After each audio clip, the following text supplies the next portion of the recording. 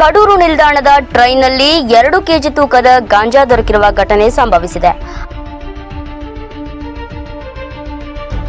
ಅಬಕಾರಿ ನಿರೀಕ್ಷಕರು ಕಡೂರು ವಲಯ ಮತ್ತು ಸಿಬ್ಬಂದಿ ಹಾಗೂ ಸಿಐಬಿ, ಆರ್ಪಿಎಫ್ ಮೈಸೂರು ಇವರು ಬಿರುಸಿನ ಜಂಟಿ ಕಾರ್ಯಾಚರಣೆ ನಡೆಸಲಾಗಿದ್ದು, ಈ ಕಾರ್ಯಾಚರಣೆಯ ವೇಳೆ ಟಾಟಾ ನಗರದಿಂದ ಯಶವಂತಪುರಕ್ಕೆ ಹೊರಟಿರುವ ರೈಲಿನ ಬೋಗಿಯೊಂದರಲ್ಲಿ 2 ಕೆಜಿ ತೂಕದ ಒಣ ಗಾಂಜಾ ಪತ್ತೆಯಾಗಿದ್ದು, ರೈಲ್ವೆ ನಿಲ್ದಾಣದ ಅಧಿಕಾರಿಗಳ ಭರ್ಪೂರ್ ಸಾಥ್ನೊಂದಿಗೆ ನಿಲ್ದಾಣದ ಯಾವ ಪ್ರಯಾಣಿಕರಿಗೂ ತೊಂದರೆಯಾಗದಂತೆ ಚುರುಕಿನಿಂದ ಕಾರ್ಯಾಚರಣೆ ನಡೆಸಿದ್ದು, ಅದರಲ್ಲಿ ಸಿಕ್ಕ ಆ 2 ಕೆಜಿ ತೂಕದ ಒಣ ಗಾಂಜಾವನ್ನ ಜಂಟಿ ಅಧಿಕಾರಿಗಳು ತಮ್ಮ ವಶಕ್ಕೆ ಪಡೆದುಕೊಂಡು ನಂತರ ತಮ್ಮ ಕಾರ್ಯಾಚರಣೆ ಮುಗಿದ ಮೇಲೆ NDPS ಆಕ್ಟ್ 1985 ಪ್ರಕಾರ ಸಂದೀಪ LC, ಅಬಕಾರಿ ನಿರೀಕ್ಷಕರು ಕಡೂರು ವಲಯ, ಆನಂದ್ ಸಿಐಬಿ, ಆರ್ಪಿಎಫ್ ಮೈಸೂರು ಮತ್ತು ಮಂಜುಳಾ ಅಬಕಾರಿ ಮುಖ್ಯಪೇದೆ ಹಾಗೂ ಕುಮಾರ್ ಮತ್ತು ಕಿರಣ್ ಗೃಹ ರಕ್ಷಕ ದಳ ಮತ್ತು ರೈಲ್ವೆ ಅಧಿಕಾರಿಗಳು ಇವರ ಸಹಯೋಗದಲ್ಲಿ ಈ ಪ್ರಕರಣವನ್ನು ದಾಖಲಿಸಲಾಗಿದೆ ಎಂದು ತಿಳಿದು ಬಂದಿದೆ.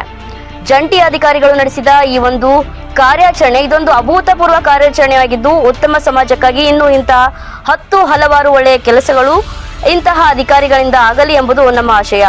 ಜಂಟಿ ಅಧಿಕಾರಿಗಳ ಇವತ್ತಿನ ಈ ಕಾರ್ಯ ಶ್ಲಾಘನೀಯ. ಇಂತಹ ಉತ್ತಮ ಕಾರ್ಯಾಚರಣೆಗಳಿಂದ ಹಲವಾರು ಸಮಾಜಘಾತಕ ಕಾರ್ಯಗಳನ್ನು ತಡೆಯಬಹುದಾಗಿದೆ.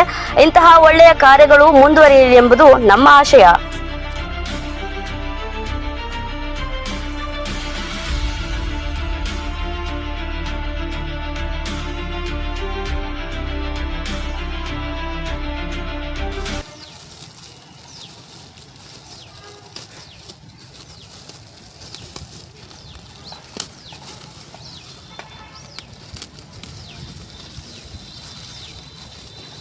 ಘಾಟು ವಾಸನೆಯುಳ್ಳ ಹೂವು, ಎಲೆ, ಕಾಂಡ ಹಾಗೂ ಬೀಜದಿಂದ ಆವೃತವಾದಂತಹ ಒಣಗಿದ ಗಾಂಜಾ ವಾಸನೆಯುಳ್ಳ ಗಾಂಜಾ ದೊರೆತಿದೆ.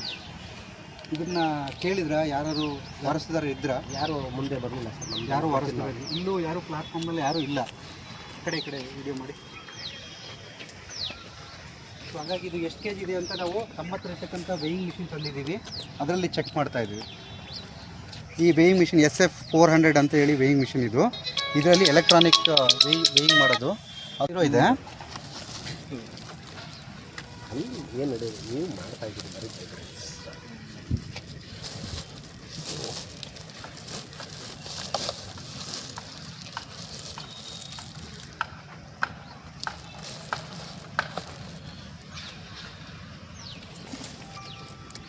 ಸುಮಾರು 1 ನಿಮಿಷ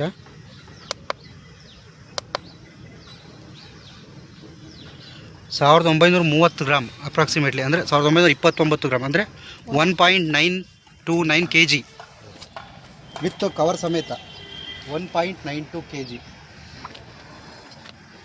ಇದನ್ನು ದೊರೆತಂಥ ಎಲ್ಲ ಗಾಂಜಾವನ್ನು